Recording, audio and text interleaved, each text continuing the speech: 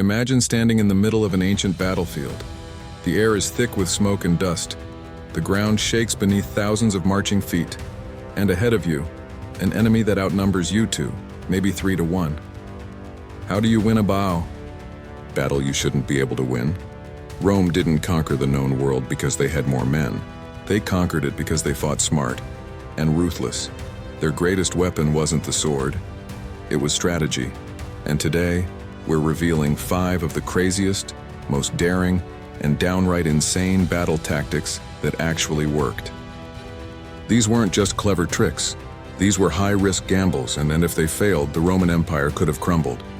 Stay until the end, because the final tactic wasn't just about war. It's a tactic that shaped empires and is still used today in politics, business, and power struggles everywhere. Chapter 1. Decimation, killing their own. Our first tactic wasn't used against Rome's enemies. It was used against Rome's own soldiers. The Romans knew that discipline wasn't optional. It was the backbone of their empire. But after a devastating defeat, when soldiers fled or refused to fight, how do you make sure it never happens again? Decimation. The word comes from the Latin decim, meaning 10, and it was exactly that, the execution of 1 in every 10 soldiers. It wasn't random slaughter. The soldiers were chosen by lot, no regard for rank, loyalty, or reason. If your number came up, your comrades were ordered to kill you, usually by beating, stoning, or sword.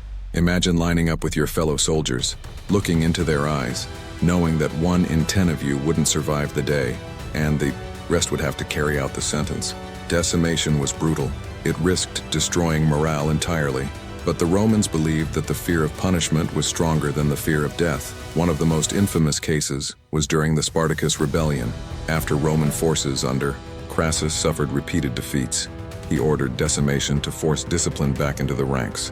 And it worked. After decimation, the soldiers didn't run.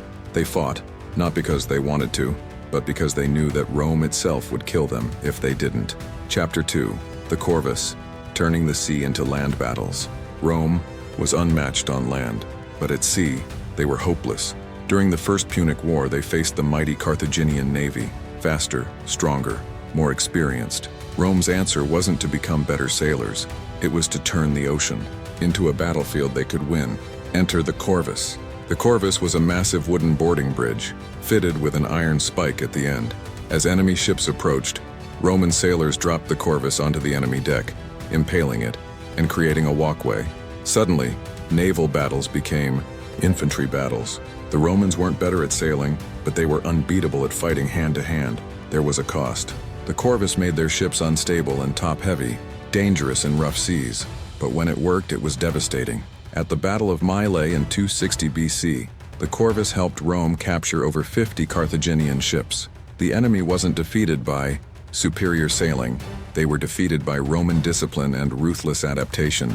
Sometimes the best way to win is to change the battlefield itself. Chapter 3. The Siege of Alesia. A siege inside a siege.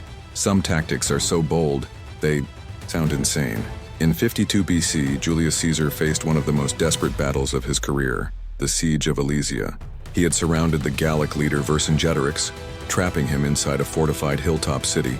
But then, disaster. A massive Gallic relief army arrived from outside. Caesar's army was now the one surrounded. What do you do when you're stuck between 2 enemies? Caesar's answer? Build walls, 2 of them. He ordered his soldiers to construct an inner wall to contain Vercingetorix's forces, and an outer wall, over 20 kilometers long, to keep the relief army out. They dug trenches, built wooden palisades, watchtowers, ditches filled with spikes. Imagine being a Roman soldier, working day and night, knowing that at any moment, enemies inside and outside could attack. It was madness. Any breach would have doomed Caesar's entire army, but the double wall tactic worked. When the relief army finally attacked, they were met by the outer wall. The defenders inside tried to break out, but hit the inner wall. Both attacks failed. Alesia fell, and with it, the Gallic resistance collapsed. Caesar's siege at Alesia is still studied today, not because it was safe, but because it was so impossible, and yet it worked. Chapter 4. Divide and conquer. Rome's greatest weapon. Rome's deadliest tactic wasn't forged from steel. It was forged in diplomacy, betrayal, and psychology. They knew that a united enemy was dangerous, so they made sure their enemies, never stayed united. The Romans mastered the strategy of divide and conquer. When they invaded Gaul, Britain, or Hispania, they didn't fight everyone at once. Instead, they bribed weaker tribes, promised protection, or exploited old rivalries. They would ally with one tribe, attack another, then betray both when the timing was right. During Caesar's conquest of Gaul, he allied with the Aedui tribe to weaken stronger rivals like the Arverni. In Britain, they sided with the Trinovantes to undermine the resistance led by Boudica. These weren't friendships, they were traps. Divide and conquer wasn't just a military strategy, it was a way to control entire regions without fighting. Pitched battles, but it was risky. Betrayed tribes would rise up again, alliances could fall apart, yet Rome didn't care. As long as their enemies stayed divided, Rome stayed in power. Chapter 5. The Empty Camp Trick. Defeating Greed. Not every Roman victory was won with swords. Sometimes, they won by disappearing. One of Rome's most cunning tactics was the empty camp trick. When facing an enemy who outnumbered them, the Romans would leave their fortified camp completely empty, fires still burning, tents standing, weapons scattered. To the enemy, it looked like the Romans had fled in panic. That's when greed and arrogance took over.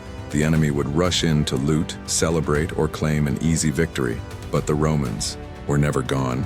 They were hidden in the hills, in the forest, waiting. And when the enemy dropped their guard, the Romans would attack, from all sides. No formation, no discipline, just a disorganized, overconfident army, suddenly caught in a perfect ambush. This tactic was used repeatedly across Rome's conquests, because it worked every time. The lesson? Sometimes the best way to win is to make your enemy believe they've already won.